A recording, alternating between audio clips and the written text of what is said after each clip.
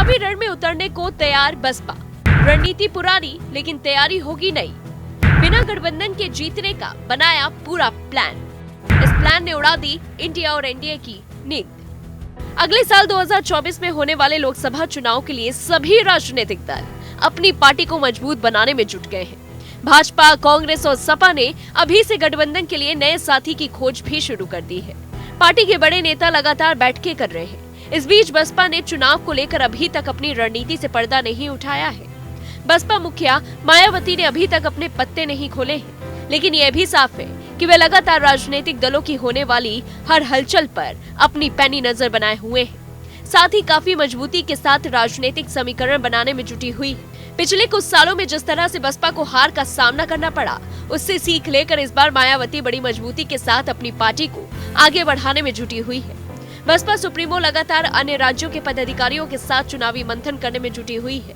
भले ही मायावती अपनी चुनावी रणनीति को लेकर खुलकर सामने नहीं आई हो, लेकिन पार्टी के एक वरिष्ठ नेता ने हाल ही में बताया था कि मायावती लोकसभा चुनाव को लेकर काफी गंभीर है।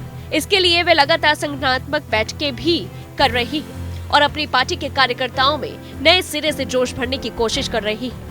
पार्टी के सूत्रों की माने तो इस बार बसपा नए सिरे से प्रभारियों से मिल रहे फीडबैक पर भी मैदान में उतरेंगी। इसकी शुरुआत वे हरियाणा से करेंगे।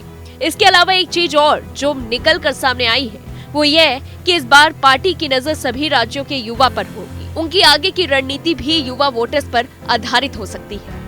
सपा मुखिया अखिलेश यादव से सभी गिले शिकवे भूलकर मायावती ने गठबंधन के साथ 2019 के चुनाव में कदम रखा था, लेकिन उन्हें गठबंधन का कोई खास लाभ नहीं मिला। लेकिन यह भी नकारा नहीं जा सकता कि 2014 के चुनाव में शून्य पर रहने वाली बसपा सरकार को 10 सीटों पर जीत हासिल हुई थी। लेकिन गठबंधन तोड़ने के साथ ही मायावती ने सपा के खाते का वोट न मिलने का आरोप भी लगाया था। फिलहाल आगामी चुनाव में मायावती अपने सबसे मजबूत राज्य यूपी में संगठन को दुरुस्त करेंगी। पिछले दिनों ही बसपा सुप्रीमो दिल्ली गई थी, जहां उन्होंने बूथ और सेक्टर स्तर तक कमेटियों के गठन करने का निर्देश दिया था। इस बार मायावती इंडिया गठबंधन के साथ नहीं जाने वाली है, क्योंकि इससे मायावती की बसपा को कोई फायदा नहीं होता है।